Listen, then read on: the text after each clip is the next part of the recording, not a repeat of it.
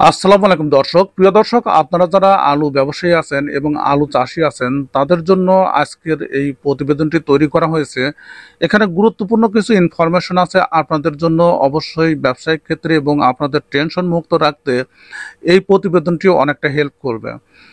বিভিন্ন গণমাধ্যমে উঠে এসেছে যে এই যে আলুর বাজার দর নিয়ে আমরা টেনশন করছি, তারা বলছে যে খুব অল্প দিনের মধ্যে আলুর বাজার দর বৃদ্ধি পাবে। কারণ কোল্ড স্টোরেজগুলোতে 30 লাখ মেট্রিক টন স্টোর করা আছে আলু, এবং সেখান থেকে ওএমএস এর মাধ্যমে 55 লক্ষ আহ, পরিবারকে আলু 10 কেজি করে বিতরণের যে সিদ্ধান্তটা সরকার নিচ্ছে, এটি অনেকটাই পজিটিভ হিসাবে বর্তমানে দেখা যাচ্ছে। এবং সেই সাথে বলা হচ্ছে যে কোল্ড স্টোরেজে গত বছরের তুলনায় উদ্বৃত্ত যে আলুগুলো আছে, অর্থাৎ 10 লাখ মেট্রিক টন, তার মধ্যে যদি 5 লাখ মেট্রিক টনের ব্যবস্থা সরকার করে, তাহলে বাদবাকি যে আলুগুলো আছে সেই আলুগুলো অনায়াসেই মার্কেটে বিক্রি করা যাবে। অর্থাৎ এই যে বাংলাদেশে প্রতি মাসে 7 লাখ মেট্রিক টন আলুর প্রয়োজন হয়। এখন আলুর নতুন সিজন বা নতুন করে আলু বাজারে আসতে যে কয় মাস সময় আছে, অর্থাৎ যে 4 মাস সময় আছে, তার মানে 4 7 28 লাখ মেট্রিক টন কিন্তু এখানে ফুরে যাবে। তার মানে আলু নিয়ে আর টেনশন থাকবে না। এছাড়া আরো একটি বিষয় এখানে তুলে ধরা হয়েছে যে বর্তমানে সব সবজির দাম বেশি এবং চাপটা আলুর উপর একটু বেশি যাবে, এবং তার প্রভাবেও আলুর বাজার দরটা বৃদ্ধি পাবে। এবং গণমাধ্যমগুলো এই সংক্রান্ত কি বলছে, এছাড়া বলা হচ্ছে যে আন্তর্জাতিক বাজারে আলুর চাহিদা ব্যাপক বেড়েছে এবং গত বছরের তুলনায় বা অন্যান্য বছরের তুলনায় 5 গুণ বেশি আলু রপ্তানি হয়েছে, এবং এই রপ্তানির ধারাটা অব্যাহত রয়েছে। এই রপ্তানির ধারাটা যেহেতু অব্যাহত রয়েছে, বাংলাদেশ থেকে যে আলুগুলো স্টোর করা আছে সেখান থেকে কিছু আলু বিদেশে চলে যাবে। আসুন দেখে গণমাধ্যমগুলো এ সংক্রান্ত কি বলছে। প্রিয় দর্শক, জুম বাংলায় যে কথাটি বলা হচ্ছে যে রপ্তানি বেড়ে 5 গুণেরও বেশি, ভাগ্য ঘুরতে পারে আলু চাষিদের। তার মানে এখানে আলু চাষিদের ভাগ্য ঘোরার একটি ইঙ্গিত দিয়েছেন। প্রথম দিকে আলুর দাম অনেকটাই বেশি ছিল, তুলনামূলকভাবে দাম কম ছিল, তবে তুলনামূলকভাবে বেশি ছিল, কিন্তু কোল্ড স্টোরেজে রাখার পর পরবর্তীতে আলুর বাজার দরটা আরো কমে যায়, এবং ফলে আলু চাষি এবং আলু ব্যবসায়ী যারা, তারা ক্ষতির সম্মুখীন হয়।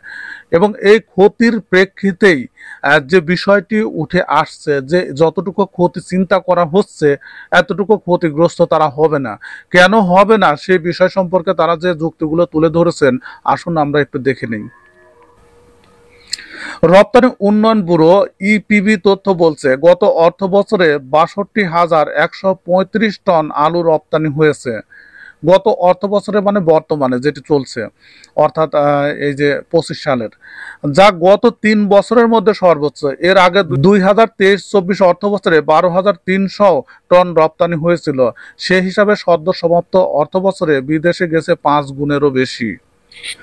সংস্থাটি জানায় যে বাংলাদেশ থেকে বেশি আলু রপ্তানি হচ্ছে মালয়েশিয়ায়, এছাড়া সিঙ্গাপুর, নেপাল, শ্রীলঙ্কা, বাহরাইন, মধ্যপ্রাচ্যের দেশগুলো সহ বিশ্বের 14টি দেশে যাচ্ছে এই সবজি। তবে এবার নেপালে আলু রপ্তানির পরিমাণ বেড়েছে।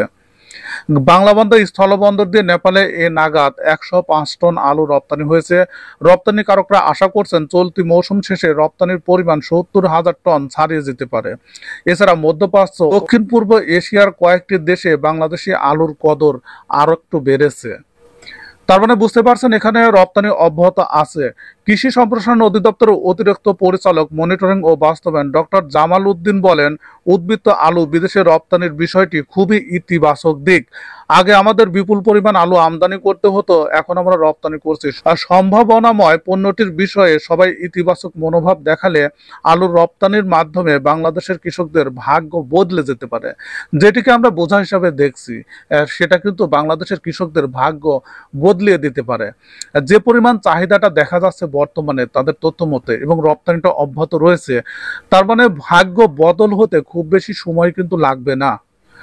তিনি আরো বলেন, এখনো বিভিন্ন হিমাগারে 30 লাখ আলু মজুদ আছে, মাসে 7 লাখ টন আলুর প্রয়োজন হয়। তার মানে 4 7 28 লাখ টন আলু কিন্তু বাংলাদেশেই প্রয়োজন হচ্ছে। তাতে আমাদের কাছে 4 মাসের আলু আছে। যদি 4 মাসের আলুতেই বাংলাদেশি এই আলুগুলো ফুরে যায়, অর্থাৎ কোল্ড স্টোরেজে যে 30 লাখ মেট্রিক টন আছে, তাহলে বিদেশে রপ্তানি করার মতো আলুই থাকবে না। তাহলে আলু নিয়ে কেন এত টেনশন? আসলে এখানে টেনশনের খুব বেশি কারণ আমরা দেখতে পাচ্ছি না। বর্তমানে সব সবজির দাম বেশি, আলুর উপর চাপ বাড়ছে এবং আলুর দামটাও বাড়ছে। নভেম্বর ডিসেম্বর মাসে তো আগাম জাতের নতুন আলু বাজারে আসবে, ফলে আমাদের দেশে আমদানি একেবারেই বন্ধ করে দেওয়া উচিত। অর্থাৎ আমাদের দেশে আলু আর আমদানি করার দরকার হবে না। আগামী 10-15 দিনের মধ্যে আলুর দাম কিছুটা বাড়তে পারে। তার মানে বিষয়টা এটাই বেশি হাইলাইট করা হচ্ছে যে আগামী 10-15 দিন, আর এই 10-15 দিন আপনারা অপেক্ষা করেন, দেখেন আলুর বাজার দরটা অনেকটাই বাড়বে। কেননা টানা বর্ষণের কারণে সবজির উৎপাদন কমে আলুর উপর চাপ পড়বে। কারণ যে আলুগুলো আছে এগুলো বাংলাদেশেই লাগবে, কারণ 28 লাখ মেট্রিক টন কিন্তু বাংলাদেশেই প্রয়োজন হবে, আছে মাত্র 30 লাখ মেট্রিক টন। কেননা টানা বর্ষণের কারণে সবজির উৎপাদন কমে আলুর উপর চাপ পড়বে, তাতে দামও বাড়বে। এছাড়া সম্প্রতি কৃষি, খাদ্য ও বাণিজ্য মন্ত্রণালয়ের যৌথ সভায় আলুর দাম ও কৃষকের লোকসান পুষিয়ে নেওয়ার লক্ষ্যে ওএমএস বা খোলা বাজারে বিক্রি কার্যক্রম এবং টিসিবির মাধ্যমে আলু বিক্রির বিষয়ে আলোচনা হয়েছে। তার মানে আজকের নিউজে যেটি বলা হচ্ছে যে টিসিবির মাধ্যমে আলু যে বিতরণ করবে সেটি কিন্তু পজিটিভ হিসাবে তারা আলোচনা করছেন। কৃষি সম্প্রসারণ অধিদপ্তরের তথ্য মতে 2024-25 অর্থ বছরে রেকর্ড 5,24,000 হেক্টর জমিতে আলু চাষ হয়েছে, আগের বছরের তুলনায় যা 15% বেশি। এতে রেকর্ড পরিমাণ আলু উৎপাদন হয়েছে। এছাড়া রপ্তানিকারক তহিদুল ইসলাম যেটি বলেন যে বাংলাদেশের আলুর দাম কম ও মান ভালো হয় বিদেশে আলু রপ্তানি বেড়েছে। তার মানে তুলনামূলকভাবে এখন পর্যন্ত আলু রপ্তানি বৃদ্ধির ধারা অব্যাহত আছে। এছাড়া রপ্তানিকারকদের মতে প্যাকেজিং ও স্বাস্থ্যবিধি মানদণ্ডের সমস্যার কারণে কম্বোডিয়া, হংকং ও ফিলিপাইনের বাজারে রপ্তানি করা যাচ্ছে না। তাহলে এই সমস্যাগুলো যদি দূর করা যায় তাহলে এই এতগুলো রাষ্ট্রে আলু রপ্তানি বাড়ানো যাবে। সেটিও কিন্তু যদি করা যায় তাহলে আলুর বাজার দর বাড়তে বাধ্য।